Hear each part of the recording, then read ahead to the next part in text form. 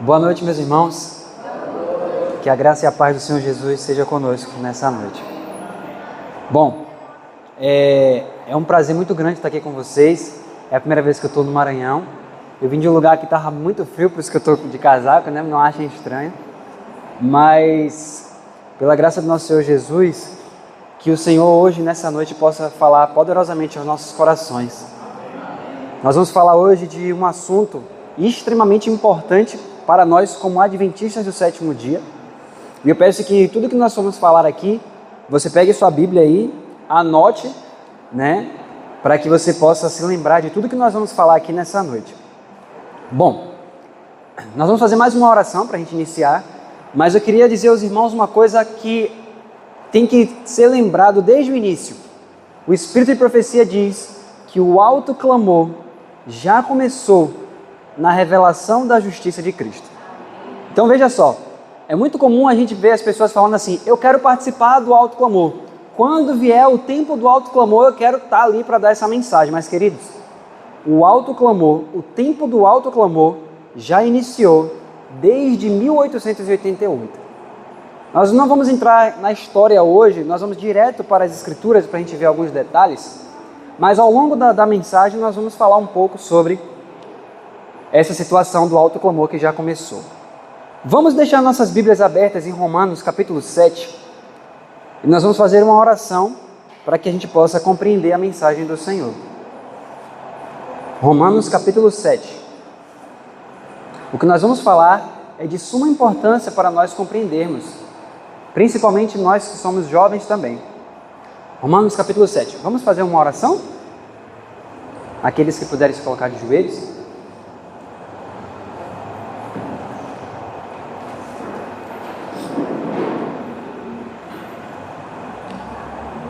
Oremos. Querido Pai, muito obrigado, Senhor, pelo privilégio que temos de poder estar aqui, Senhor, na Tua casa, Senhor, para ouvir a Tua palavra, Senhor. Palavras que procedem direto do trono da graça. Pedimos que o Espírito Santo, Pai, abra nosso entendimento para as Escrituras, Senhor. Está escrito: e recebereis poder ao descer sobre vós o Espírito Santo, e me sereis testemunhas tanto em Jerusalém como em toda a Judéia e Samaria até os confins da terra. Que essa promessa se cumpra nessa noite, Senhor, em nosso povo. Nós te agradecemos, Senhor, pelo privilégio de estarmos aqui e que o Espírito Santo dê, Senhor, a cada um de nós uma experiência viva nessa noite. Isso te pedimos e te agradecemos em nome de Jesus. Amém, Senhor. Romanos 7, verso 1.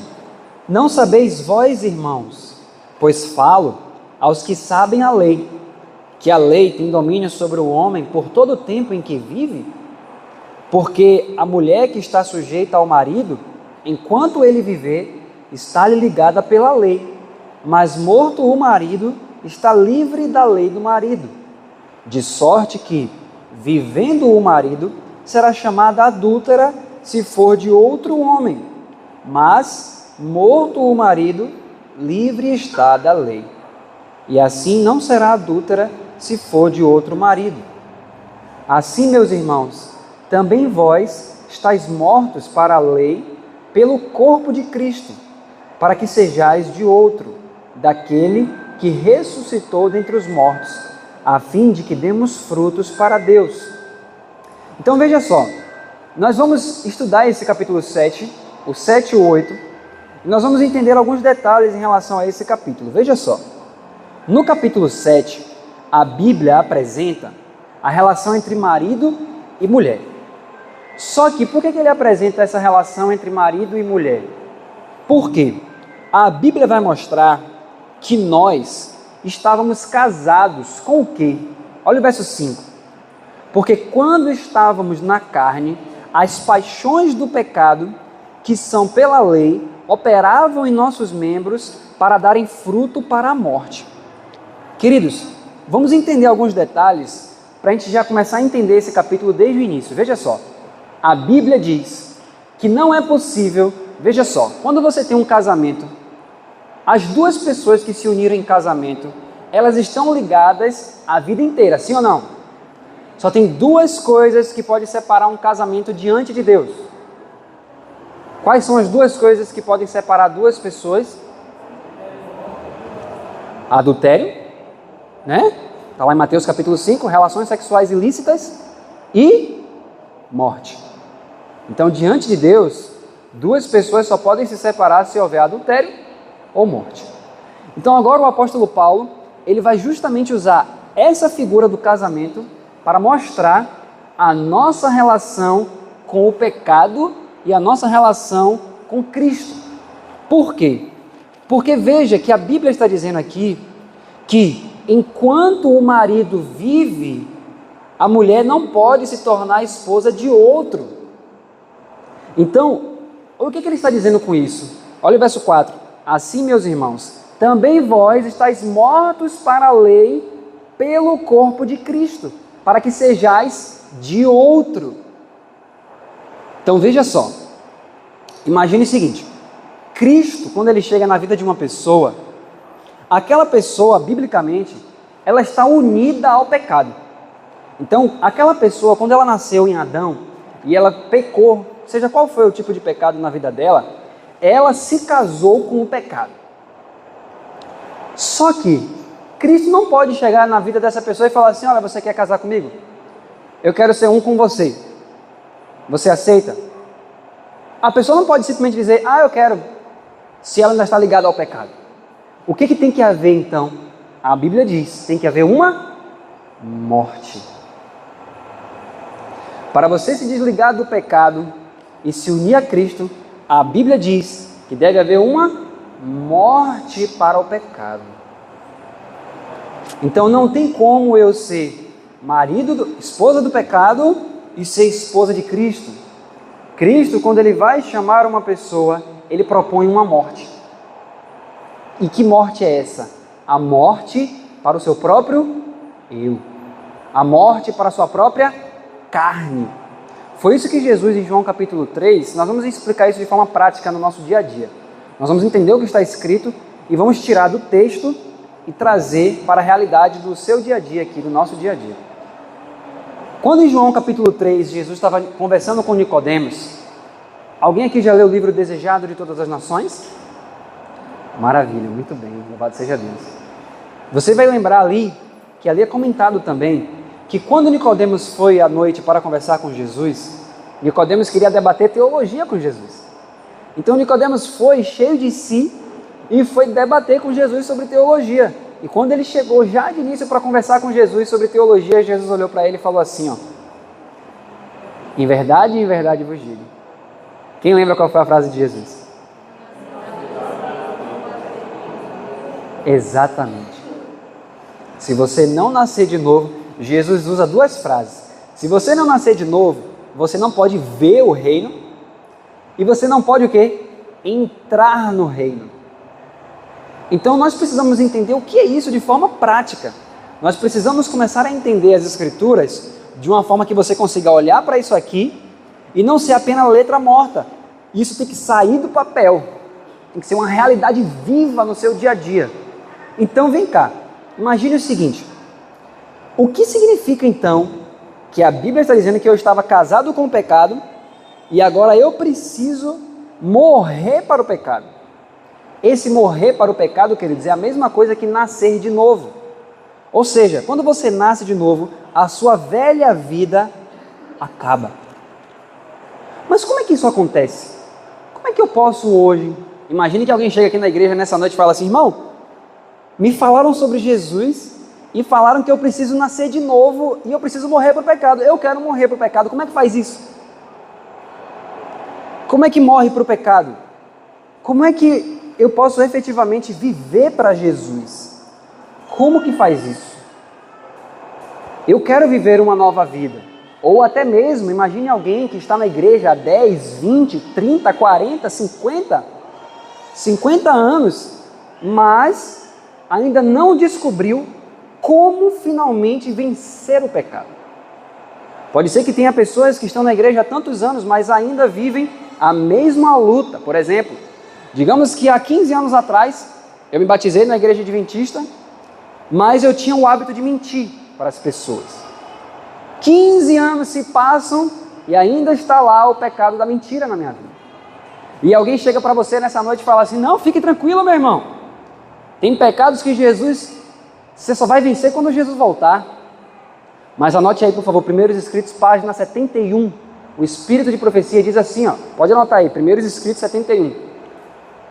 O Espírito de Profecia diz assim, que muitos não compreendem o que devem ser a fim de viverem à vista de um Deus santo no tempo da angústia, sem o intercessor do santuário. O que significa isso? Antes da volta de Jesus, pergunta, onde Jesus está nesse momento agora? Nós estamos aqui na igreja, mas Jesus está fazendo o que agora nessa hora no céu? Ele está intercedendo. Em que lugar específico do céu? No Santo dos Santos, ou no Santíssimo. E onde ele está? Ele está diante de quê? Da Arca da Aliança. E o que Jesus faz diante dessa arca? Ele ministra o seu próprio sangue em favor do pecador arrependido, ok? Mas digamos que, enquanto Jesus está ali, há tempo de graça para mim e para você nessa noite, sim ou não? Há. Mas Jesus vai ficar no santuário até quando? Apocalipse capítulo 16 fala do período das pragas. E quando vierem as pragas, o Espírito de Profecia diz que enquanto Jesus está no santuário, as pragas não podem descer sobre a terra. Então, quando começarem as pragas, é sinal de que Jesus já fez o quê? Já saiu do santuário. Agora imagine que você está na igreja e você passa 1 ano, 2, 3, 5, 10 e você continua praticando o pecado da mentira. E alguém lhe disse que você pode continuar mentindo porque você vai vencer só quando Jesus voltar. Agora eu te pergunto, se antes das pragas Jesus Cristo vai sair do santuário, ele sair do santuário significa o quê? Acabou a intercessão. Então digamos que Jesus saiu do santuário e no grande conflito fala que no dia que ele sair, a humanidade vai continuar trabalhando, as pessoas vão ir para os seus trabalhos, vão continuar estudando, eles não vão saber que Jesus saiu do santuário. Então a vida vai continuar aparentemente normal, assim como Sodoma e Gomorra. Quantos já viram um relato da história de Sodoma e Gomorra? Diz que o sol despontava em Sodoma e Gomorra, prenunciando mais um dia maravilhoso. Então, quando eles acordaram de manhã, que eles viram aquele solzão bonito, eles pensaram, vamos continuar nossa vida de pecado. Mas, mal sabiam eles que aquele dia era o dia que eles seriam visitados com fogo do céu. Da mesma forma, queridos, antes de começar as pragas, Jesus Cristo vai sair do santuário. E se ele sair do santuário, não há mais intercessão. Agora imagine que, digamos que Jesus sai do santuário nessa noite. Chega amanhã de manhã, alguém vem me contar alguma coisa e tal, eu vou lá e minto. Se eu praticar o pecado da mentira, e Jesus já saiu do santuário, ainda que eu me prostre de joelhos e chore, bata no meu coração, Senhor, me perdoa, por favor, me perdoa. Tem alguém dentro do santuário? Não. Ou seja, se os pecados em minha vida continuam sendo uma realidade, se Jesus sai do santuário e eu não deixei esses pecados para trás, o que é que vai acontecer comigo? Eu vou ter que defrontar as pragas com o pecado em minha vida. Então, meus amados, quando é que nós precisamos vencer o pecado? Agora. Mas como que faz isso? Como é que eu posso viver uma vida cristã vitoriosa? Como que nós passaremos um tempo de angústia que a gente nem sabe quanto tempo é, sem transgredir nenhum dos mandamentos? É possível isso? Como que isso é possível? A palavra de Deus diz, para os homens isso é impossível, mas para Deus todas as coisas são possíveis. Nós vamos ver exatamente essa realidade dentro do livro de Romanos. E você vai ver que coisa gloriosa que a Bíblia apresenta sobre o Evangelho. E vocês vão ver, queridos, que o Evangelho que é apresentado para nós, que nós devemos levar ao mundo, a terceira mensagem angélica, ela é completamente diferente deste outro evangelho que é pregado mundo afora. Porque existe um evangelho sendo pregado no mundo que diz assim, ó, você pode continuar nos seus pecados, não somente aceite Jesus. É normal, todo mundo peca. E é assim mesmo, sabe? Vai ter pecados que você vai largar, vai ter pecados que você não vai... Isso é um falso evangelho, queridos. O evangelho de Jesus Cristo, ele purifica completamente. Já imaginou, digamos, duas pessoas aqui estão, uma comete o pecado do adultério e outra comete o pecado do assassinato. Aí Jesus aparece nas nuvens do céu e fala assim, eu vou levar você que adulterou, mas você que assassinou, não. Você consegue imaginar isso? Não, queridos. É impossível isso. Antes de Jesus voltar, o que é que está acontecendo no céu nesse momento? Um juízo investigativo. Como na parábola das bodas. Jesus mandou chamar todo mundo, chama todo mundo. Mas quando eles vieram para as bodas, o que é que o rei foi fazer? O rei foi inspecionar quem estava com as vestes. E vestes na Bíblia representam o quê? Caráter.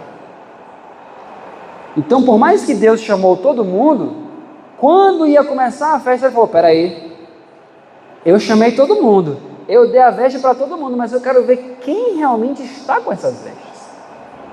Quem foi purificado realmente pelo sangue do Cordeiro? E quem não estava purificado com as vestes do Cordeiro, Deus falou o quê? Amarrai-o e lançai-o fora. É isso que vai acontecer conosco, queridos, se nós não estivermos com as nossas vestes alvas pelo sangue do Cordeiro. Então a Bíblia apresenta em Romanos 7 uma condição, a condição de alguém que está preso ao pecado e precisa ser liberto por Jesus Cristo.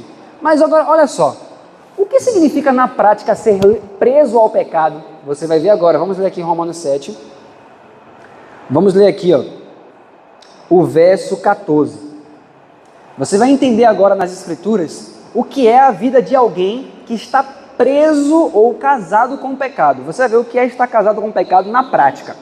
Se você lê isso aqui e você vê que isso aqui está acontecendo com você, Jesus está te mostrando que você ainda precisa ser liberto do pecado. Veja só, Romanos capítulo 7, verso 14, diz assim, ó, porque bem sabemos que a lei é espiritual, mas eu sou carnal, vendido sobre o pecado.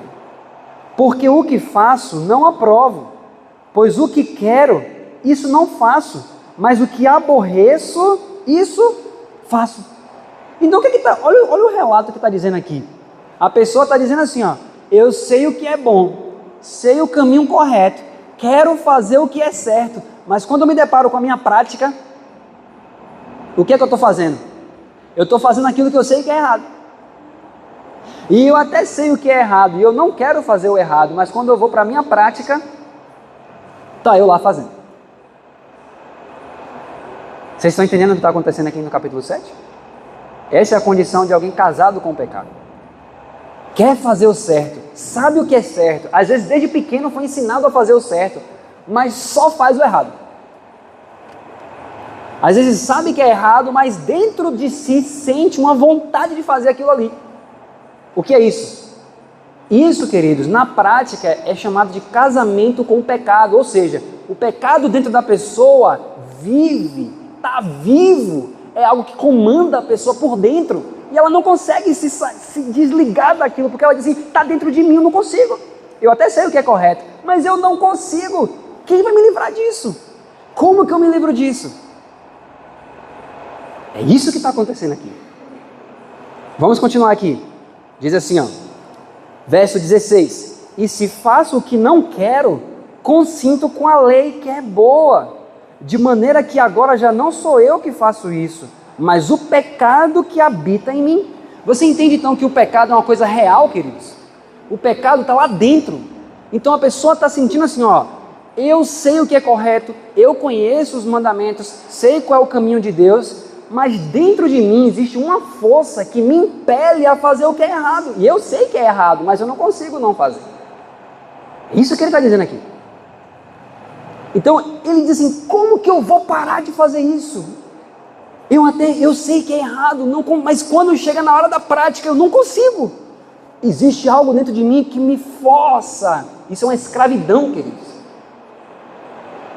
Isso é estar casado com o pecado. Na Bíblia, a Bíblia te mostra claramente o que é ser um escravo do pecado. João capítulo 8, verso 34, Jesus diz assim, ó: todo aquele que comete pecado é escravo do pecado. Por que escravo? Porque o pecado diz faça e você não consegue não fazer. Isso é escravidão. Vamos continuar para você ver aqui. Continua aqui, vamos ver aqui. Verso 18 diz assim: porque eu sei que em mim, isto é, na minha carne, não habita bem algum. Com efeito, o querer está em mim, mas eu não consigo o quê? Realizar o bem, eu não consigo efetuar. Então, ou seja, nós estamos falando aqui de uma condição onde dentro da pessoa, ela sabe o que é correto. Eu sei o que é bom, sei como fazer o bem, eu entendo, eu já tomei estudo bíblico, eu conheço o caminho da verdade, mas assim, quando chega no meu dia a dia, não vai, aquilo não avança. Não consigo.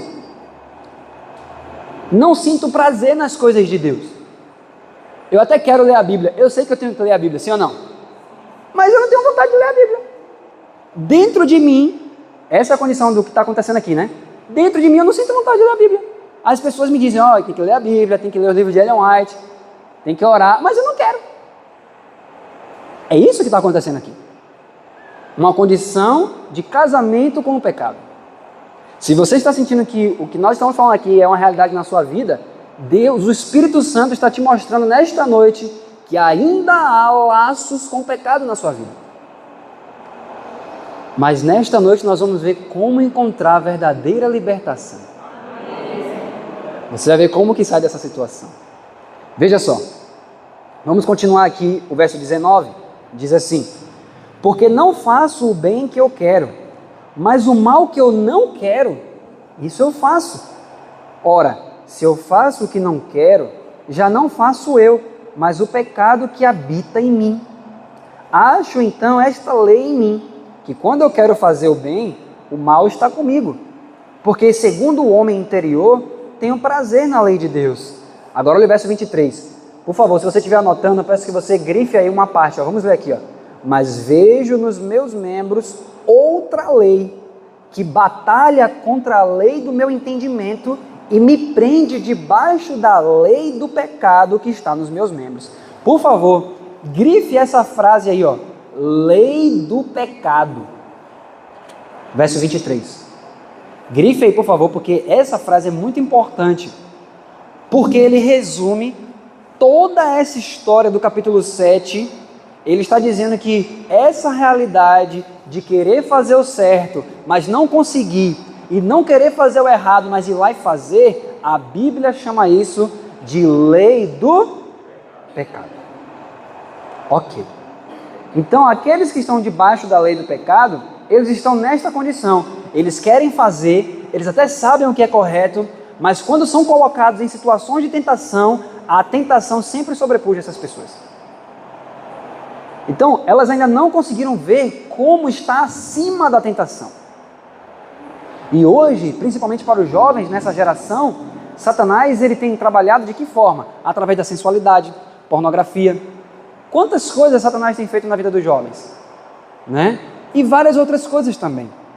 Então, Satanás ele também tem tentado cada vez mais as pessoas no pecado da mentira. Então, veja só, como que eu vou chegar ao dia de quando vier a tentação, em vez daquela força que está em mim, me impelir para ela e eu pecar, como que vai chegar um momento que eu vou olhar para a tentação e eu vou estar acima dela? Como que acontece isso? De onde vem essa vitória? Como que isso acontece? Veja só. Tem algo glorioso para a gente ver. Eu só ver o tempo. Pra não... Onde é que tem relógio aqui? É até que horas, minha irmã? Só para eu ter uma noção aqui. Até meia-noite, glória a Deus. Olha só. Então, nós estamos vendo que essa condição é de alguém que está debaixo de quê? Da lei do pecado. Agora olha o verso 24. Olha o verso 24. Diz assim, ó. Miserável homem que sou, quem me livrará do corpo desta morte? Por que ele pergunta isso, o corpo dessa morte? Porque no capítulo 6, veja aí o capítulo 6, verso 6. Romanos capítulo 6, verso 6, diz assim, ó. Sabendo isso, que o nosso velho homem foi com ele crucificado, para que o corpo do pecado seja desfeito, para que não sirvamos mais ao pecado. Então, quando a Bíblia fala o corpo desta morte, é a mesma coisa que corpo do pecado, porque a Bíblia fala que o aguilhão da morte é o pecado. Então, corpo de morte é um corpo de pecado, ou seja, é uma pessoa que vive em escravidão do pecado. Ou seja, o corpo dela em si mesmo é pecado. A vida dela se tornou o próprio pecado. Por quê? Porque ela está casada com o pecado, ela é uma com o pecado. Então o pecado diz, faça isso, ela vai lá e faz. Entendeu? Ou seja, é uma força que está dentro dela, impelindo ela sempre a fazer o errado. Então ele pergunta, miserável homem que sou, estou debaixo dessa lei do pecado, não consigo fazer o que é correto, eu já estou há anos entendendo o caminho da verdade e continuo praticando as mesmas coisas que até mesmo antes de eu entrar na igreja eu fazia. E ele pergunta, quem me livrará dessa condição? E aí vem o verso 25 que diz assim, ó, dou graças a Deus, por quem? Por Jesus Cristo, nosso Senhor, assim que eu mesmo com entendimento sirvo a lei de Deus, mas com a carne a lei do pecado. Agora, quando você termina o capítulo 7, ele termina se lamentando, porque embora ele dê graças, ele diz, olha, graças a Deus por Jesus Cristo. Mas ele perguntou, como que eu vou ser liberto dessa situação? Como que eu saio disso? Olha o verso 1. Como é que eu saio daquela situação de mesmo na igreja, há anos, alguém me fala uma coisa que eu não gostei, já sobe aquela ira por dentro. Ou às vezes nem sobe só a ira por dentro, mas eu já revido falando coisa que não devia. Será que isso deve existir em alguém que é semelhante a Cristo? Jesus Cristo, quando ele estava ali sendo julgado, que ele estava sentado diante dos soldados, Jesus Cristo falou assim, ele estava conversando, né? As pessoas estavam falando coisas, Jesus deu uma resposta, o soldado achou que Jesus não foi correto na resposta, o soldado poderia ter dito, olha, você não foi correto na resposta, poderia ou poderia ter dito isso, só isso. Foi assim que o soldado fez com Jesus? O que o soldado fez? Um tapa forte, imagina um braço daquele de um soldado romano, no rosto de Jesus. Tinha motivo para tomar aquele tapa? Jesus fez por merecer aquele tapa? Não. Mas quando o soldado deu um tapa no rosto de Jesus com toda a força, você acha que dentro de Jesus, ele olhou para aquele desgraçado, ó, eu vou ficar quieto aqui, mas se eu pudesse eu lhe matava, você acha que Jesus ficou assim por dentro? Não. E por que a gente fica assim? Por que a gente fica assim, dessa forma? Por que quando alguém se coloca contrário a nós, alguém já viu um livro chamado Que Farei para Herdar a Vida Eterna? Ali tem uma citação da irmã White poderosíssima, que diz assim, ó, você quer saber se você é convertido ou não? Imagine se alguém chegasse para você e falasse assim, ó, vamos medir aqui para ver se você está convertido ou não, tem um termômetro aqui, ó. Deus já revelou qual é o termômetro, sabe qual é? O Espírito de Profecia diz assim, ó, quando as situações vão contrárias ao que você pensa, ou quando alguém lhe atravessa, ou seja, não faz o que você quer, aí ela diz assim, ó, o Espírito que você manifesta nessas ocasiões mostra qual Espírito lhe rege. Aí você está dentro de casa com alguém, fulano fez uma coisa que não foi do seu agrado, não foi da forma que você pensou, você aí demonstra qual Espírito te rege. É assim, queridos. É dentro de casa. Não é só na igreja. É no dia a dia, no trabalho. Quando o fulano vem e faz uma coisa que você acha errado. Quando não vai de acordo com o que você pensou que deveria ser. Como é a forma que você reage? Como é que você se apresenta diante da pessoa? Porque a forma como você reage, diante dos anjos, você está dizendo, olha aqui quem está dentro de mim. O Espírito de Profecia diz que quando você fala palavras, digamos, você se chateou com alguém, ficou irado, se você falar palavras iradas, ela diz que é a mesma coisa de você se curvar diante de Satanás e apresentar uma oferta para ele. Você percebe que forte isso? Quantas vezes nós estamos louvando ao Senhor e daqui a pouco estamos apresentando uma oferta para Satanás? Então, queridos, nossa situação é desesperadora. Nós precisamos, para ontem, saber como se livrar disso. Por que o meu temperamento ainda é assim? Por que eu ajo dessa forma? Por que eu olho para as coisas e vejo com olhos maus? Como que eu vou alcançar a pureza de coração? Quantos estão naquela condição que a Bíblia fala de olhos de adultério? Olhos de sensualidade. Como que se livra disso? Como que isso sai da nossa mente, do nosso coração? Como que faz isso? É justamente o que nós precisamos aprender. Porque se nós não aprendermos isso, nós vamos continuar ouvindo mensagens após mensagens, mensagens após mensagens, e nós vamos apenas, como diz Romanos capítulo 2, entesourar a ira para nós mesmos. Porque se eu ouço cada vez mais mensagens e aquilo não me transforma, a minha condição é igual a de um demônio. Porque a Bíblia diz que os demônios, eles creem em Deus. Creem ou não creem? Creem. Os demônios conhecem a Bíblia ou não conhecem? Mas qual é a diferença entre a fé de Jesus e a fé dos demônios?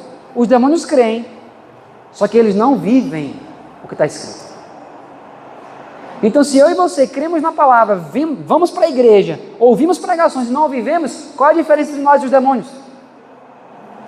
Nenhuma. Então nós precisamos deixar essa vida de pecado para trás, mas a questão é, como que faz isso? E é justamente agora que a gente precisa ler. Vamos abrir o capítulo 8 agora. E agora sim, queridos, nós vamos perceber como que isso acontece. Deus seja magnificado. Olha só, capítulo 8, verso 1, diz assim, ó: portanto, agora nenhuma condenação há para os que estão em Cristo Jesus, que não andam segundo a carne, mas segundo o Espírito. Verso 2: porque a lei do Espírito de vida em Cristo Jesus me livrou da lei do pecado e da morte. Aqui está uma chave espiritual gigantesca. Veja só, quando a Bíblia fala da lei de Deus, que lei é essa? Os 10 mandamentos. A gente sabe que de vez em quando no Novo Testamento aparece ali o Pentateuco com a palavra lei. Mas em síntese, a lei de Deus são 10 mandamentos, sim ou não? Sim. Mas você vê os 10 mandamentos em Romanos capítulo 7 sendo chamados de lei do pecado. E do nada no capítulo 8 não aparece mais a palavra lei do pecado. Olha o que o verso 2 diz: a lei do Espírito de vida em Cristo Jesus me livrou de que lei? Olha que coisa fantástica. Os 10 mandamentos continuam os mesmos. Imagine que eles estão aqui, ó. 1, 2, 3, 4, 5, 6, 7, 8, 9 e 10. Mas, quando eu estava na carne, quando eu olhava para os 10 mandamentos me diziam assim, ó: não matarás. Aí eu olhava para eles e falava assim: tá bom, como eu sou cristão, Deus está falando para eu não matar, eu não vou matar. Só que Jesus, ele disse que não matarás, ele envolve muito mais do que você chegar e tirar a vida da pessoa. Envolve o quê? Quando você fala mal da pessoa por trás, você está matando a pessoa. Quando você desconsidera uma pessoa, você está matando ela. Então, quando Jesus ele veio para o Sermão do Monte, ele ampliou o sentido dos mandamentos. Então, os 10 mandamentos eles são muito mais profundos do que apenas aquelas letras. Jesus disse: olha, a lei é espiritual. Então, para você entender a lei, você precisa ser uma pessoa espiritual. Então, quando nós olhamos para os 10 mandamentos, antes ele era chamado de lei do pecado. Por quê? Porque ele mandava fazer algo, mas eu não consigo fazer. Eu não consigo guardar os mandamentos na plenitude. Não tem como. Então, ou seja, a lei está fora de mim. Olha que tremendo isso, olha que fantástico isso. A lei está fora. Os 10 mandamentos estão lá. Eu estou olhando para os 10 mandamentos e digo: olha, eu até quero fazer. Eu até acho bonito isso, não matarás. Não posso falar mal do meu irmão, mas quando eu tenho a oportunidade, estou falando mal dos outros. Por quê? Porque eu olho para a lei e a lei está fora de mim. A lei está me mandando fazer uma coisa que eu não quero fazer. Eu até acho legal, mas não procede de dentro de mim. Aí de repente, a Bíblia diz assim, ó: quem está em Cristo Jesus, aquela lei que era a lei do pecado se torna a lei do quê? do Espírito de vida em Cristo Jesus. Como é que... Mas assim, tudo bem, a gente está começando a enxergar o que está escrito na palavra. Mas como é que eu trago isso de uma forma para não ser algo abstrato? Como é que eu posso pegar com minha mão e trazer isso para minha vida, para o meu coração? Vamos entender isso, veja só. Se você pegar um livro chamado Estudo sobre Fé, é de 2 mensageiros que a irmã White fala que Deus enviou para a Igreja Adventista em 1888. E ela fala que essa mensagem, que é a mensagem de 1888, é a mensagem que todo adventista precisa entender, porque essa é a mensagem que vai fazer com que o mundo seja alcançado em poucos dias. Então, se vocês puderem estudar, cheguem em casa, comece a pesquisar assim, ó, a mensagem de 1888, vocês vão ver. Tem um dos livros que traz essa mensagem chamado Estudo sobre Fé. Eu vou resumir aqui para a gente começar a vislumbrar isso. Ali nesse livro, ele mostra para a gente o que é fé na prática. Porque fé, muitas vezes, para a gente, é algo muito abstrato. Quer ver um exemplo? Tem coisas que as pessoas acham que é fé, mas não é fé. Vou dar um exemplo. Digamos que você está querendo passar na faculdade. Ou então você tem um filho que quer passar na faculdade e está estudando bastante. Aí você chega para alguém e fala assim, eu tenho fé que meu filho vai passar na faculdade. Será que isso é fé?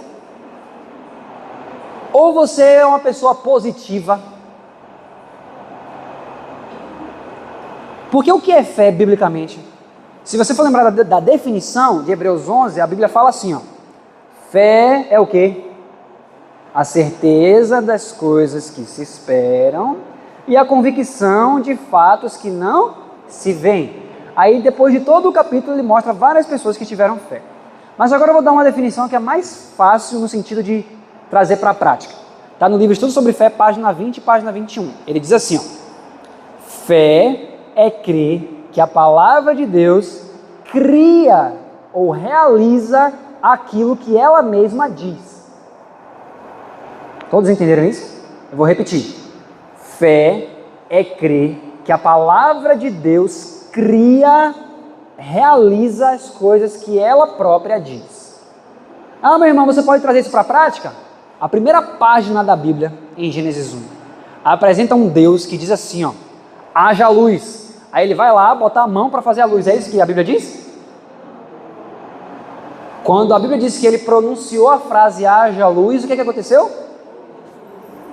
Houve luz. Precisou Deus ir botar a mão para mexer, para pegar matéria-prima, para criar luz?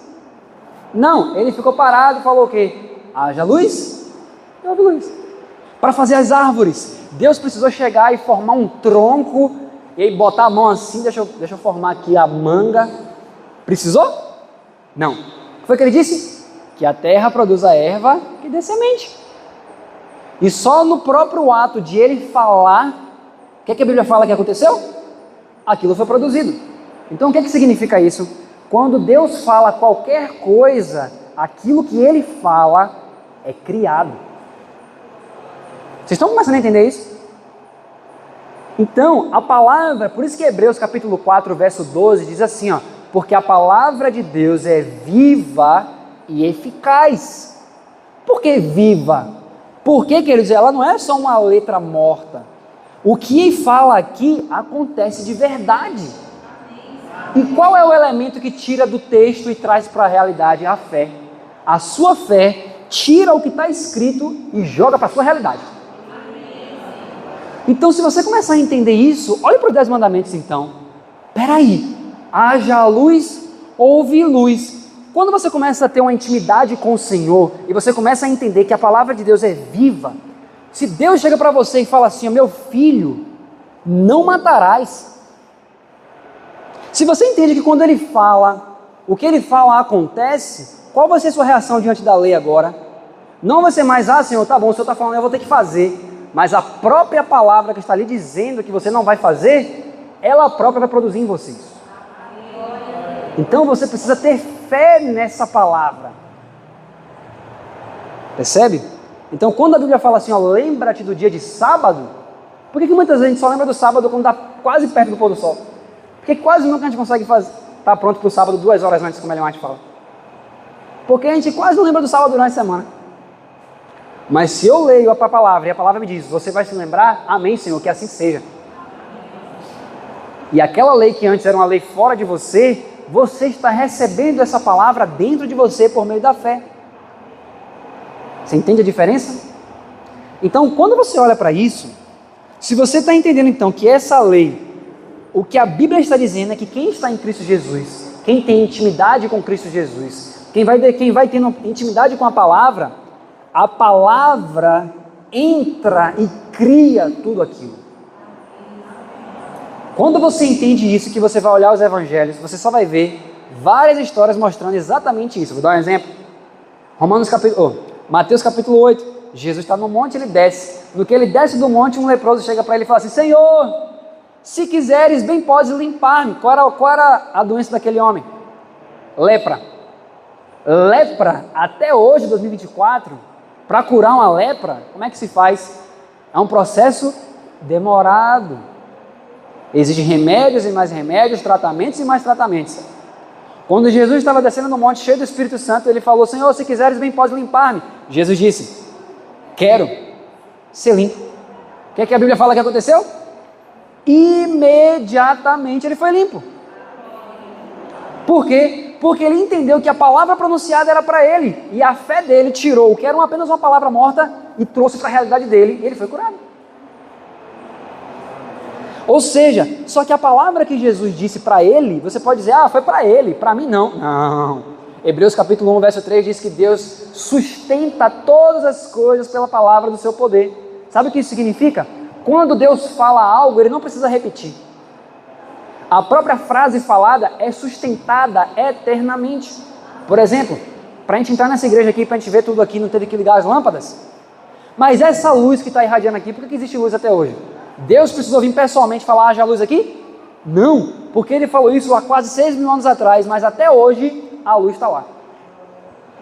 Por exemplo, alguém aqui já acordou de manhã cedo ou já foi dormir ansioso se amanhã o mar vai estar seco? Eu tenho que dormir cedo porque vai que amanhã o mar seca. Alguém já teve essa preocupação aqui? Alguém já teve a preocupação de quando está dando 5:30 da tarde, correr para a janela para falar: tomara que a lua apareça hoje, vai que ela não aparece. Se a lua não aparecer hoje eu estou frito. Alguém já fez isso? Ou acordou 5 horas da manhã, tudo escuro, e ficou ansioso, suando, tendo que tomar um banho porque está com medo do sol não sair. Alguém já fez isso aqui? Por que ninguém faz isso? Sabe por quê? Porque dentro de nós, lá dentro, o próprio ser humano entende que não tem como o sol cair. Mas sabe por que não tem como o sol cair, queridos? Porque em apenas um dia, Deus disse assim: você vai ficar aqui e a lua vai ficar aqui. E você não fazer isso, isso e isso. Um dia foi suficiente. E até hoje o sol está fazendo o curso dele. Aí eu lhe pergunto: se um dia Deus falou para o sol, e até hoje o sol faz a marcha dele, até hoje, quando Deus olha para você em Romanos 6, verso 14, dizendo assim: o pecado não vai ter domínio sobre você. Se você recebe essa palavra como sendo para você, você acha que a mesma palavra que mantém o sol lá em cima não vai te manter livre do pecado? É o mesmo poder. Por isso que Salmo 19 diz assim: os céus proclamam a glória de Deus. Porque você olha para o céu e vê: gente, tudo que Deus falou em Gênesis se cumpre perfeitamente até hoje. O ser humano cria bomba atômica, o ser humano cria um monte de gases de efeito estufa, o ser humano cria o que for, mas a palavra disse: é assim, é assim. O ser humano está destruindo a terra. O ser humano ele acaba com tudo, os homens acabam com as árvores, deixa lugares desertificados, mas a palavra disse: enquanto durar céu e terra vai ter agricultura. A terra vai brotar. Pronto. Você entende o poder da palavra de Deus? Então aquela lei que antes você olhava como sendo algo externo a você, você vai começar a literalmente, como Jeremias disse: achadas as tuas palavras, eu as comi. Agora tudo muda, você vai ter uma nova comunhão com a palavra, porque você está entendendo que aquelas histórias que antes parecia que era só história para criança, Jesus curou o leproso, você está entendendo que o que Jesus falou para o leproso, ele estava falando para você individualmente. Então, você começa a ver que, vou dar um exemplo: Senhor, como é que eu venço esses pecados? Toda a sua vitória já está garantida na palavra. Vamos dar um exemplo aqui. Digamos que você seja uma pessoa que não consegue se conter o volume da voz. Digamos que você está numa situação, a pessoa começou a falar coisa que você não está concordando, você começa a gritar. Aí você diz, Senhor, como é que eu vou vencer isso, Senhor? Porque Jesus não gritava com as pessoas, isso é óbvio. Mas, Senhor, onde é que eu encontro na Bíblia alguma coisa para me fazer vencer? Primeira coisa, jejum e oração, primeira coisa. Comunhão com a palavra. Agora, quando você vai para Efésios, abra por favor Efésios, capítulo 4. Então agora existe uma nova forma de olhar para a Bíblia, que não mais é aquela velha forma. Veja só Efésios, veja como a sua leitura da Bíblia muda, e veja como você vai sentir mais desejo pela Bíblia. Por quê? Porque veja só, Efésios capítulo 4, verso 29. Vamos ler aqui. Efésios 4, 29 fala assim, ó, não saia da vossa boca nenhuma palavra torpe, mas só que for boa para promover para edificação, para que dê graça aos que a ouvem.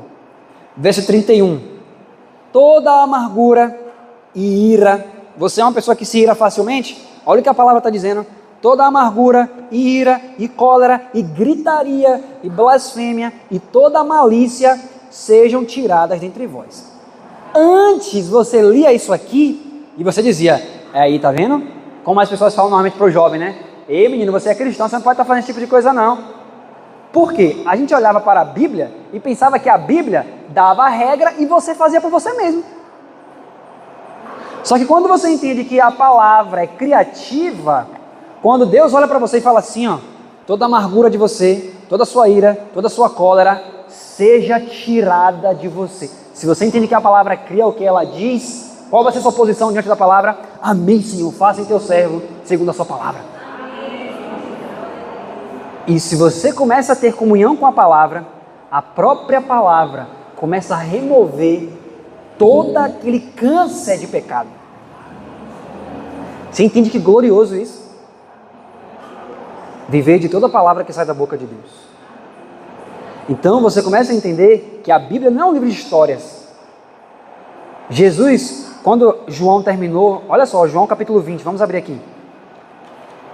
Você vê que a Bíblia é um livro vivo então. Então tem muito mais coisa para a gente ver na palavra de Deus do que apenas, isso aqui é uma história que aconteceu no passado, mas... Não. Olha só, João capítulo 20, verso 30. João 20, verso 30 e 31, diz assim, ó. Jesus, pois, operou também, em presença de seus discípulos, muitos outros sinais que não estão escritos nesse livro. Agora preste atenção no verso 31.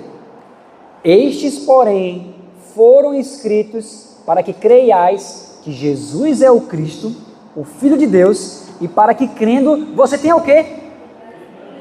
Vida! Então a Bíblia está dizendo que os milagres foram relatados para que você tivesse o quê? Conhecimento da Bíblia? Conhecimento de que Jesus foi um homem muito bom no passado? Conhecimento de que Jesus gostava de curar? Não.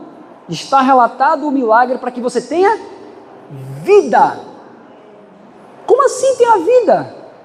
Olha, então ter vida significa que a mesma palavra que Jesus deu para qualquer pessoa que ele curou é para você ter vida.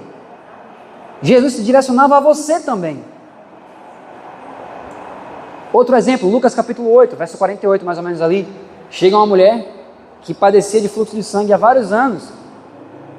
Mas ela vai até Jesus, toca em Jesus, e Jesus fala assim, ó, alguém me tocou.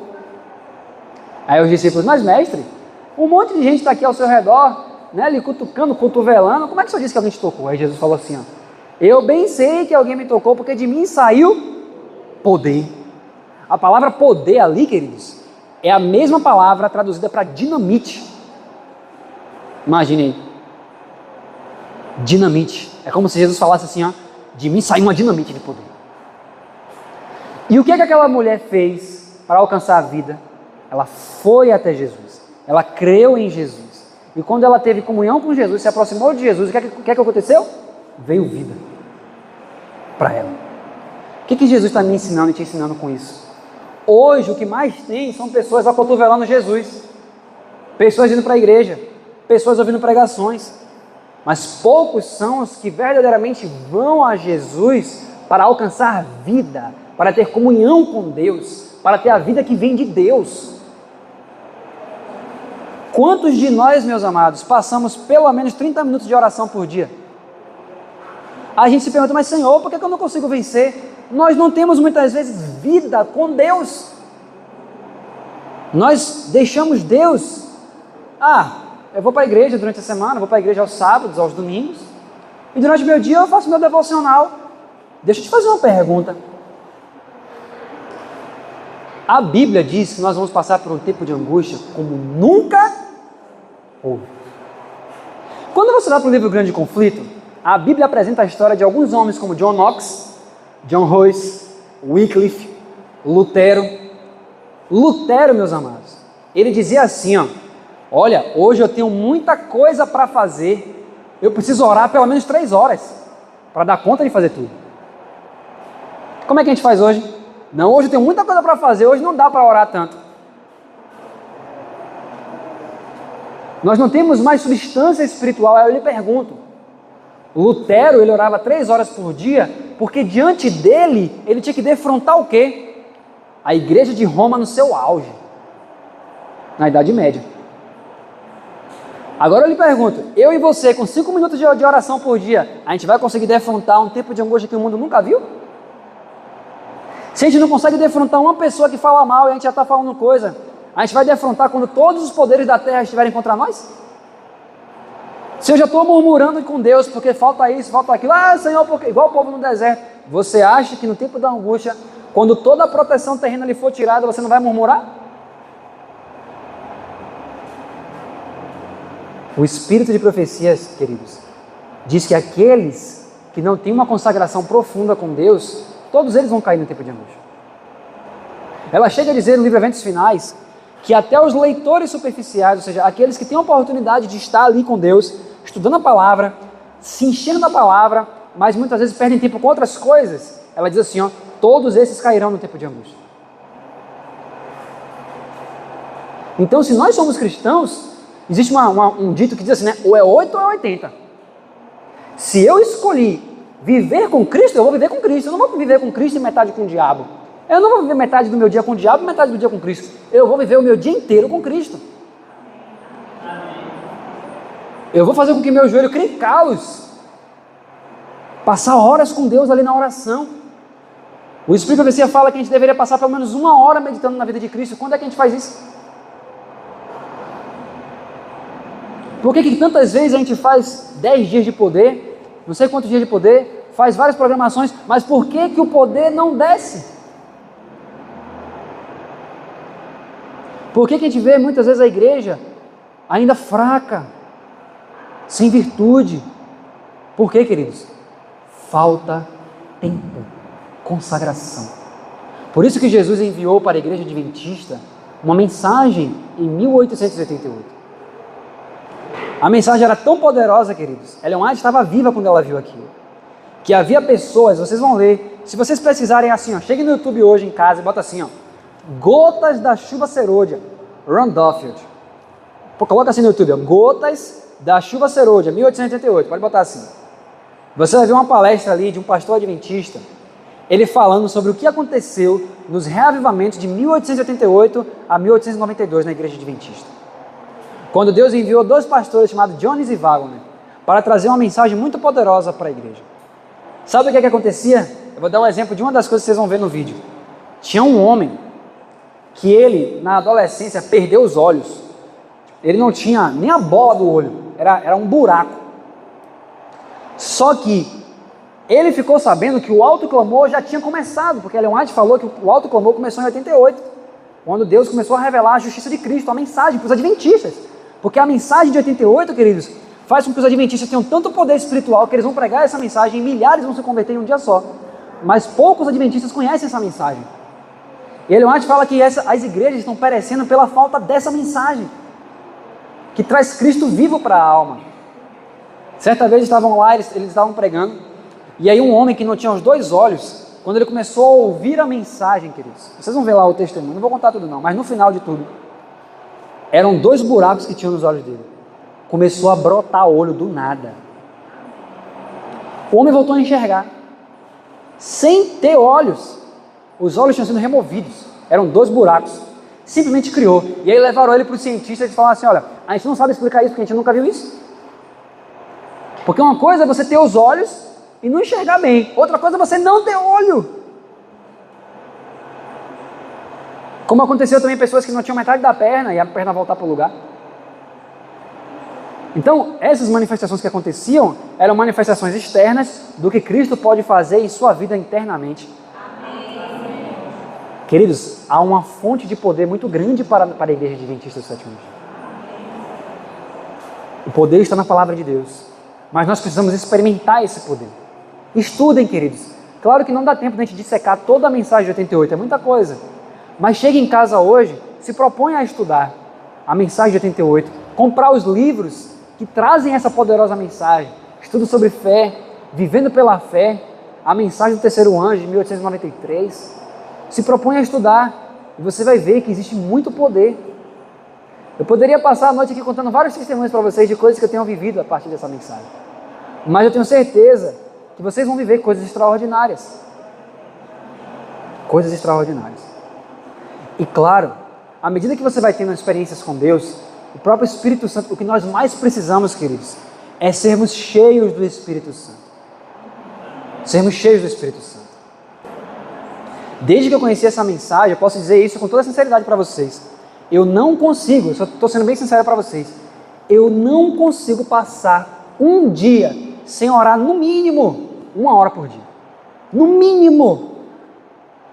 No mínimo. Eu não consigo, simplesmente não dá. Quanto mais, ainda mais quando eu tenho tempo, pode passar 1, 2, 3 horas, eu não estou nem aí. Eu estou dentro do Santíssimo. Sabe o que vem na minha mente? Olha, Jesus subiu para o lugar santo no ano 31. Ele só abriu a porta do Santíssimo em 1844. Agora pare para pensar.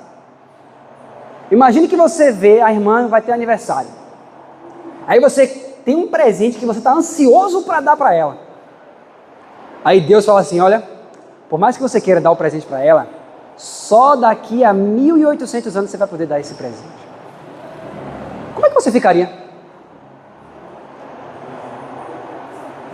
Mas isso é maravilhoso, esse presente aqui é muito bom. Vai ter que esperar 1000 anos para dar. Como você acha que Jesus se sentia? Será que Jesus ficava feliz em ter que demorar tanto tempo? Aí eu lhe pergunto, Jesus já entrou no Santíssimo, a porta está aberta, o caminho está aberto, o acesso é direto para o trono da graça, você não precisa de seres humanos, qualquer lugar, a qualquer momento, a qualquer hora, o trono está aberto. Quem está se aproveitando disso? Então na minha mente todos os dias vem, não, demorou 1000 anos para Jesus abrir isso aqui para mim, eu tenho que aproveitar, eu tenho que clamar as promessas. Eu preciso estar com as Escrituras. Eu preciso compreender a palavra de Deus. Isso aqui é poder, queridos. Nós precisamos do Espírito Santo, queridos. Essas coisas precisam acontecer novamente. As coisas que aconteciam no passado têm que acontecer de novo. E quanto mais você vai se familiarizando com a voz de Deus na palavra, você vai se familiarizando com a voz do Espírito Santo. Quantas coisas Deus tem me feito experimentar, coisas poderosas da palavra dele, mas exige tempo. Você precisa tirar no mínimo pelo menos 2 horas por dia para Deus, no mínimo. Ou você acha que você vai conseguir ser uma pessoa espiritual com 15 minutos? Você disse que ia passar a eternidade ao lado de Jesus e não passa 15 minutos com ele no dia? Como isso? A conta não bate. Você percebe que a conta não fecha? Eu digo que eu quero passar a eternidade do lado dele. E ele disse, olha, aquele que crê em mim tem a vida eterna. Ele não falou, vai ter a vida eterna quando eu voltar. Está escrito, tem, é algo presente. Você não precisa esperar chegar na nova terra para desfrutar a vida ao lado de Jesus. Então, se você crê que você tem a vida eterna, como é que você vai passar a eternidade com Jesus se você não passa com ele 10 minutos aqui, meia hora com ele? Não faz sentido. Jesus quer ter você hoje. Percebe? O céu é onde Jesus está. E Jesus está aqui, queridos. Amém. Eis que estou convosco todos os dias até a consumação dos séculos. Olha, eu digo para vocês uma coisa. A melhor coisa, eu digo que eu encontrei o sentido da vida. O sentido da vida é uma vida com Cristo. A melhor coisa é você ouvir o Espírito Santo por meio da palavra. O Espírito de profecia fala que a palavra de Deus é a voz audível do Criador para nós. Então, quanto mais você se familiariza com a palavra, vai acontecer situações no seu dia que você muitas vezes não vai ter ali, digamos, um verso específico para aquilo, mas o Espírito Santo vai te dar o entendimento. Vou te dar um exemplo. Lázaro. Vou te dar um exemplo muito claro na Bíblia e vou falar o que aconteceu comigo esses dias, para a gente fechar. Jesus, quando foi ressuscitar Lázaro, pergunta, tinha alguma profecia no Antigo Testamento de que Lázaro ressuscitaria? Não. Tinha lá específico, um dia o Messias virá e ressuscitará o seu melhor amigo. Está escrito em algum lugar no Antigo Testamento? Não. Mas existem princípios gerais no Antigo Testamento. Por exemplo, Isaías capítulo 26, ele fala, vossos mortos vão ressuscitar. Eu vou trazer eles de volta da sepultura. Então, era um princípio geral. Tem outros versos também, né? Eu sou o Deus de Abraão, de Isaac, de Jacó. Deus não é Deus de mortos, mas de vivos. Tem vários versículos na Bíblia que mostram sobre ressurreição, mas não tem um versículo que fala que Lázaro ressuscitaria. Mas Jesus era cheio do Espírito, era ou não era? Então, como ele estava familiarizado com a voz de Deus na Bíblia, o Espírito Santo poderia falar livremente ao coração de Jesus, ele ia entender. Então, quando Lázaro morreu, o Espírito Santo disse a Jesus, vá porque ele vai ressuscitar. E se você for reparar, Jesus em João capítulo 11, antes de ressuscitar Lázaro, olha só, antes de ressuscitar Lázaro, ele falou, graças te dou, ó Pai, porque me ouviste. Ele poderia dizer assim, ó, peraí, como eu não sei se Lázaro vai ressuscitar, né? Eu posso dizer assim, seja feita a tua vontade, se não ressuscitar, pelo menos eu fico de fora, né? Ah, foi Deus que não quis fazer, não foi minha falta de fé. Mas Jesus sabia a vontade de Deus, então ele falou, graças te dou, ó Pai, sai para fora, Lázaro. Por quê? Porque o Espírito Santo falou antes que essa era a vontade de Deus. Quantas vezes vai acontecer isso com você? Quando você se familiariza com a palavra de Deus, o Espírito Santo vai falar ao seu coração. Quantas vezes, queridos, há pessoas enfermas em nosso meio, por exemplo.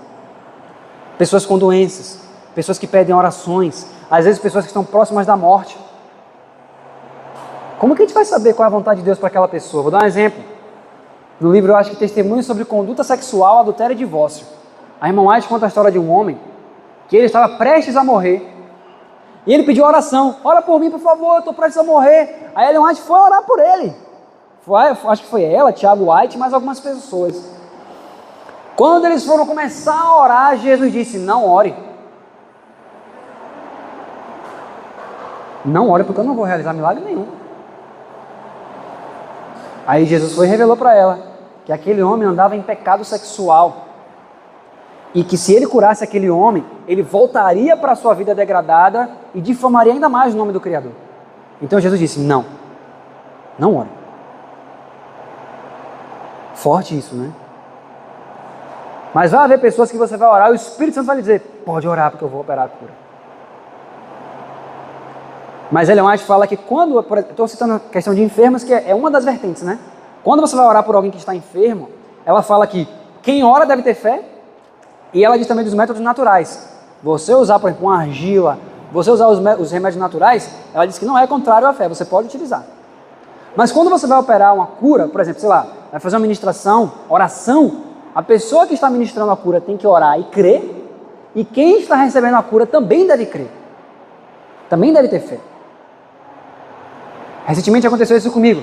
Deu mais ou menos 6 horas da tarde, o Espírito Santo colocou no meu coração, começa a orar. Aí eu me ajoelhei para orar, quando eu botei meu joelho no chão, segundos depois meu celular tocou.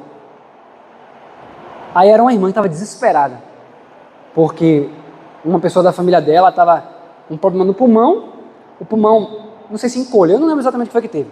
Deu um problema lá que não estava expandindo a caixa torácica. Só que não dava tempo de chegar no hospital.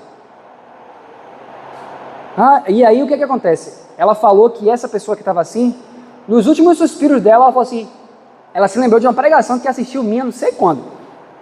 Essa pessoa que estava enferma. E sem conseguir nem respirar, ela falou assim, por favor, liga para ele. Lembrou de mim do nada. Liga para ele, por favor, tal. Foi o Espírito Santo que falou aquilo para o coração dele. Por quê? Quando essa moça me ligou, imagine, de repente você está orando e do nada alguém liga nessa situação. O que você tem que fazer? E orar direto pela pessoa?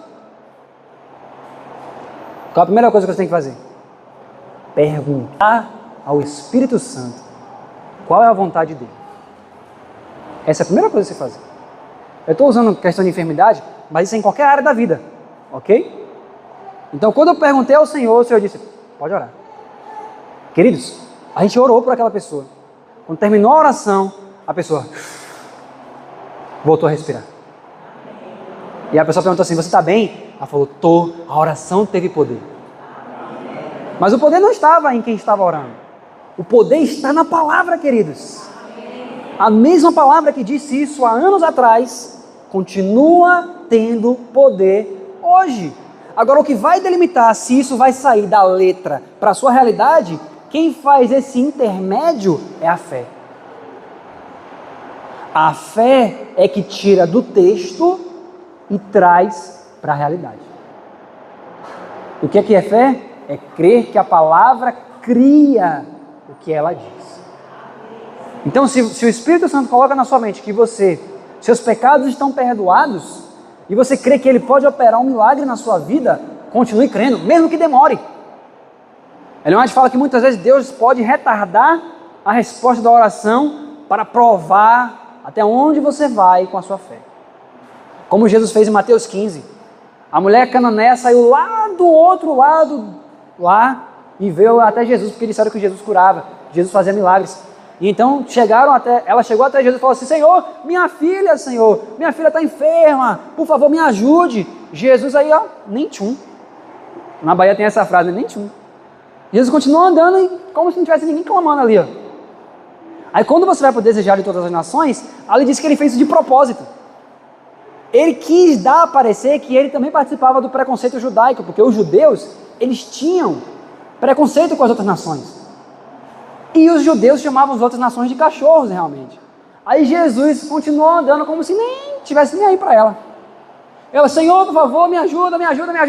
Aí ele continuou andando, né? Aí quando os discípulos viram que aquela mulher, parecia que Jesus não estava nem aí para ela, aí eles falaram, Senhor, despede essa mulher, porque vem atrás da gente gritando, que chatice. Jesus aí vira para ela e fala assim, ó, eu não fui enviado senão as ovelhas perdidas da casa de Israel. E aí ela continua, Senhor, por favor. Aí Jesus fala assim, olha, não é bom pegar o pão dos filhos e deitar aos cachorrinhos. Ó, ela poderia ter dito o quê? Pô, eu saio da minha casa, ando quilômetros para vir te buscar, porque disseram que Jesus curava, e você me trata dessa forma? Eu vou embora. Poderia ou não poderia? Ela não poderia ter orgulho ferido, mas Jesus fez aquilo justamente para provar a fé daquela mulher. E ela mostrou que não havia orgulho em seu coração. Porque se houvesse orgulho, ela diria, você está me chamando de cachorro? Você sabe quem eu sou? Eu sou mãe de família. Eu sou isso, sou aquilo. Aí o eu. Mas não, ela disse, não, Senhor. Se o Senhor disse, é isso mesmo. Se só tiver migalha, eu estou disposta a receber a migalha. Aí Jesus disse, ó, mulher, grande é a tua fé, seja feito segundo a sua fé. Pronto. E para mim, para você, ele faz a mesma coisa. Ele diz, você é miserável, pobre, cego e nu. Qual é a nossa resposta para ele? Sim, Senhor.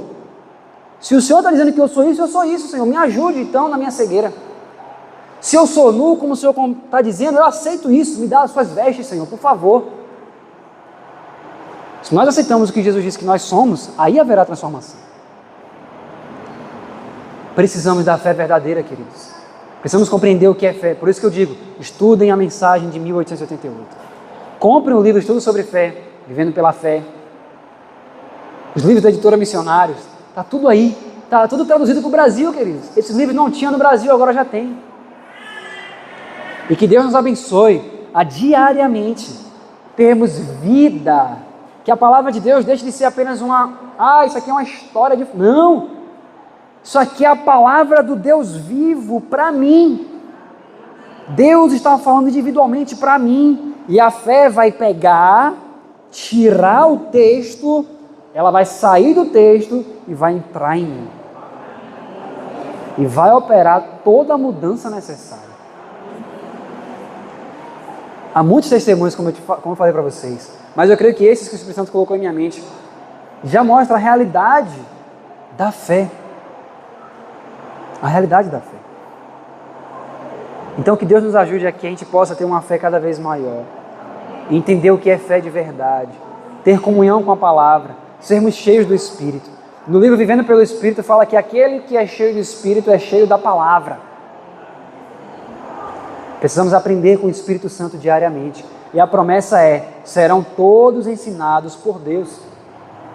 Deus está disposto a ensinar a cada um de nós aqui. E que Deus crie um reavivamento na sua igreja. Já pensou um reavivamento de oração, queridos? Os irmãos se unindo para orar pelo menos 1 hora em prol da igreja. Em prol da consagração individual. O irmão está com problema, vamos orar. Círculo de oração na igreja. Meus irmãos, mas Deus é maravilhoso demais. Nós temos um círculo de oração lá onde eu moro. E Deus opera poderosamente quando o povo dele clama, queridos. Façam isso. Junta um povo para estudar a mensagem de 88 aqui na igreja. Fazer círculo de oração, intercessão. Glória a Deus. Quem não vem para o círculo de oração, não vem para o círculo de oração, meu irmão. Aumenta o tempo do círculo de oração. Porque, meus amados, o tempo está acabando. A porta da graça está para fechar. O anjo do selamento está finalizando sua obra, queridos. Você consegue imaginar o anjo do selamento chegando na sua casa, olhando para você e dizendo assim, não, isso aqui não posso selar não, vou passar direto. E ele não volta nunca mais. Que Deus sele a testa de cada um de nós que estamos aqui. Que haja um grande reavivamento na igreja de Deus. Eu creio, queridos, que Deus, Ele está operando grandemente na sua igreja. Que Deus, Ele opere verdadeiramente tudo que foi dito aqui, que tem entrado como uma ponta de diamante no coração de cada um que está aqui. E que fique cravado para sempre. Porque tudo que eu falei para vocês aqui, nada na minha vida está fora do que eu falei. Eu estou apenas compartilhando com vocês o que o Espírito Santo tem me ensinado. As experiências que Ele tem me dado. E eu creio que Deus está disposto a fazer maravilhas pelo seu povo nesses últimos dias. Deus é muito maravilhoso, queridos. Deus é muito maravilhoso. E que o Espírito Santo conduza a vida de cada um de nós que estamos aqui. E que os nossos cultos, cada vez mais, tenham mais e mais fervor.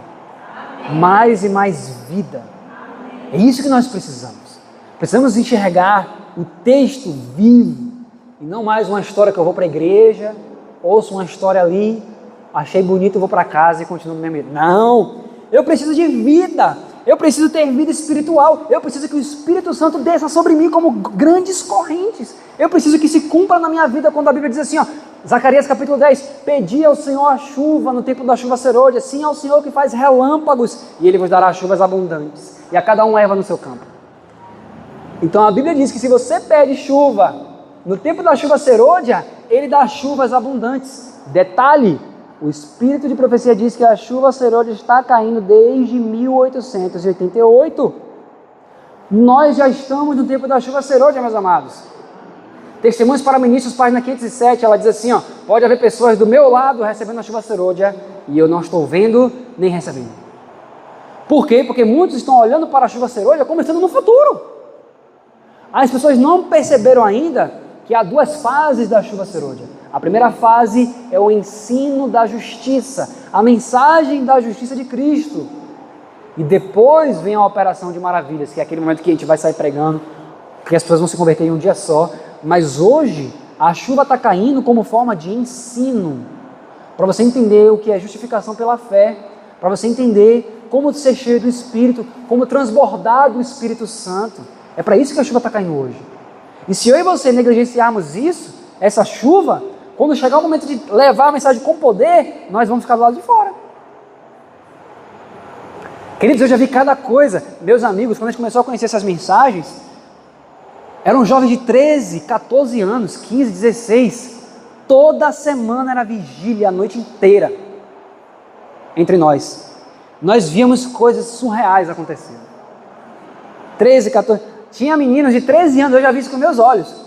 Os meninos de 13 anos orando, e aí toda semana a gente estudando essas mensagens, orando. Aí os meninos chegavam para pregar na igreja e falavam assim, como é que pode 13 anos com... Não, tem uma coisa errada. Como é que esse menino está pregando dessa forma, com tanto poder, com 13 anos de idade? Mas isso não é um cumprimento profético? Ellen White disse que nos últimos dias, crianças e adolescentes pregariam e fariam com que o povo ficasse atônito pelo poder do Espírito Santo que desce sobre os jovens. Às vezes as pessoas olham para os jovens e pensam assim, jovem quer ficar mesmo na farra, jovem não tem muitas coisas com as coisas de Deus. Não, queridos. Sabe por que muitas vezes os jovens não se interessam pelas coisas da igreja?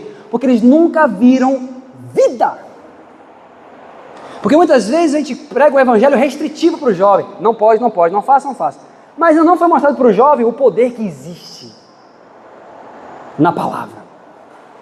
Quando o jovem começa a ver poder em Cristo, começa a conhecer Cristo, não tem como não almejar Cristo.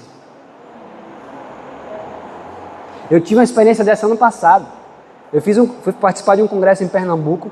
No início do congresso chega uma mãe. A mãe chega para mim e fala assim, meu irmão, me ajude. Eu falei, o que foi, minha irmã? Me ajude porque eu vim com minha filha para esse congresso. A filha era adventista. Mas minha filha disse assim, isso aqui é chato. Eu não quero participar disso aqui não. E a mãe começou a ficar aflita. Me ajude, meu irmão. Eu podia ajudar em alguma coisa? Não, mas havia um Deus no céu que podia. Então eu falei, não, minha irmã, fique tranquila. Eu não posso fazer nada, mas Deus pode. Então eu falei com ela ali e deixei. E aí foi quando chegou, acho que foi numa segunda-feira, o Espírito Santo falou assim, hoje você vai falar só testemunhos no final.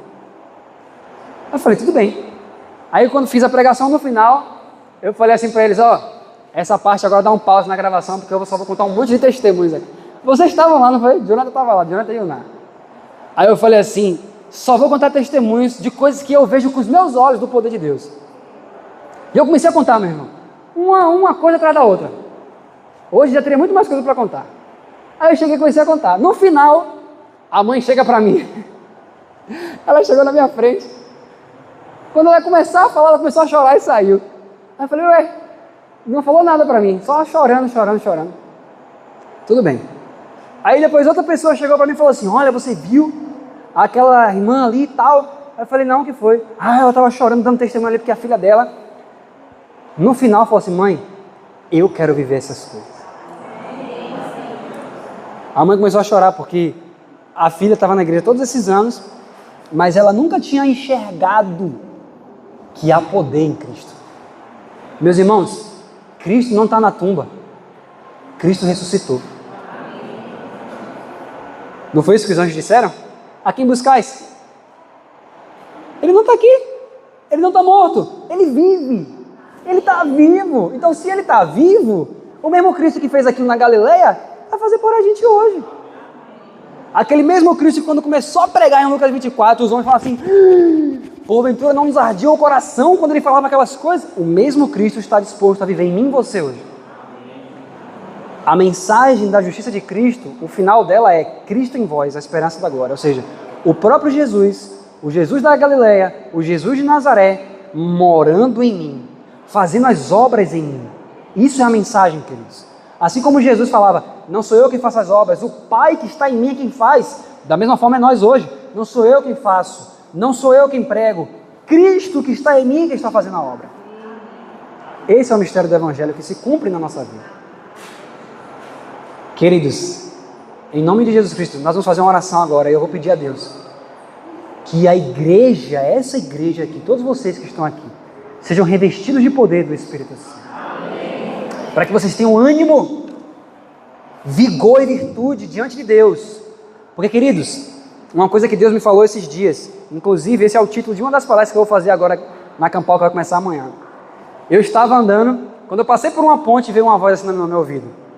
Antes do alto clamor, deve haver o clamor alto. Sabe o que isso significa? Antes de você pregar com poder, de clamar aos homens, você deve clamar a Deus primeiro. Você deve ter poder com Deus primeiro. Você não precisa se preocupar em falar de Deus para as pessoas. Fique na presença e depois deixe o próprio Deus falar dele mesmo através de você. É isso. Louvado seja Deus. Meu coração arde, meu irmão. Só em falar essas coisas aqui, meu coração já está ardendo. Porque isso é vida. Isso é verdade. Isso aqui não é mentira. Isso aqui não é conto da carochinha. Isso aqui não é história para criança dormir. Isso aqui foi escrito para que eu tivesse vida. Isso aqui foi escrito para que o jovem pregue e o seu rosto resplandeça. É para isso que está escrita essa palavra. Deus seja louvado, queridos. Eu fico tão empolgado, porque a melhor coisa que existe é o senso de você estar na presença de Deus, clamar pelo sangue de Cristo e ter a certeza que você está perdoado em Cristo Jesus e que o Espírito Santo está sendo derramado sobre você. Não há coisa melhor. Não há. Se você for para a Bíblia, em Eclesiastes 2, você vai ver um homem que teve tudo. Ele fala, tive casas, tive carros, tive riquezas, tive fama, tive mulheres, tive tudo. E no final ele disse o quê? Tudo era vaidade. Nada encheu ele. Salomão teve 700 mulheres e 300 concubinas. Salomão fez jardins, fez pomares, tudo que ele falou assim, ó, tudo que o coração humano deseja, eu não me neguei a nada. Fez tudo. No final, qual foi o resultado? Vaidade pura. Não me encheu. Mas um dia na presença de Deus vale mais do que tudo isso. A alegria da presença, o reino de Deus está escrito na palavra. O reino de Deus não consiste em comida e bebida, mas em justiça, paz e alegria no Espírito Santo. Existe alegria, queridos, mas a alegria está no Espírito Santo. Existe paz, mas é uma paz no Espírito Santo. Por isso que Jesus disse, deixo-vos a paz, a minha paz vos dou, não vos a dou como o mundo a dá. O mundo te dá paz através de circunstâncias. O mundo muitas vezes te pede coisas em troca da paz. Jesus diz, não, minha paz é de graça. Só receba o Espírito Santo a cada dia e você vai ver o que é paz. O que é alegria. O que é a pessoa olhar no seu semblante e ver Cristo. Não há coisa melhor, queridos. Não há coisa melhor. Deus seja louvado. Eu passaria a noite toda com vocês aqui. Só vou ter um dia com vocês, eu ficaria até meia-noite aqui só falando coisas com vocês. Mas vamos fazer o seguinte, vamos para nossas casas. E ainda hoje, coloque seu joelho no chão e diga, Senhor, restaura a minha vida contigo. Eu quero, Senhor, passar pelo menos 30 minutos, Senhor, diante do Senhor, diante da sua palavra. Eu queria ter tempo para mostrar para vocês como é que faz a oração no Espírito Santo. Você já viu a Bíblia dizer que nós devemos orar no Espírito Santo? Como é que ora no Espírito Santo? Vai ficar gravado, vou falar sobre isso na Campal, que a gente vai fazer amanhã. Vou fazer uma pregação sobre isso. Como orar no Espírito Santo. Nós precisamos aprender essas coisas, meus amigos. Precisamos dessas coisas. Mas eu tenho certeza que tudo que foi falado aqui já está sendo cravado nos corações. Tem um texto que a irmã White fala, eu só posso falar aos ouvidos, mas Deus pode falar ao coração. E é isso que acontece hoje. Eu só posso falar para o ouvido de vocês, mas há alguém que está dentro de vocês, que está cravando essas palavras no seu coração, que é o Espírito Santo. Que Deus nos ajude. Vamos fazer uma oração então, para finalizar? Querido Deus e amado Pai, nós te agradecemos, Senhor, pelo privilégio, Senhor, de estarmos na Tua casa nessa noite, de ouvirmos uma palavra que não é uma palavra morta, mas é uma palavra viva, Senhor. Obrigado, Senhor, porque nós temos a plena certeza de que o Espírito Santo está vivo. O Espírito Santo mora dentro de nós. E nessa noite nós queremos clamar, Senhor, a promessa que está escrito: e recebereis poder ao descer sobre vós o Espírito Santo. Também está escrito na sua palavra, Senhor: tudo que pedirdes ao Pai em meu nome eu farei. Por isso pedimos em nome de Jesus, Senhor, cria um reavivamento na sua igreja, Senhor. Senhor, nós te suplicamos, Senhor, que a espada do Espírito desça, Senhor, banhada com os raios de luz do céu, Senhor. Pai querido, nós te clamamos, Senhor. Ressuscita, Pai. Ressuscita os ossos secos, Senhor. Senhor, traz vida espiritual.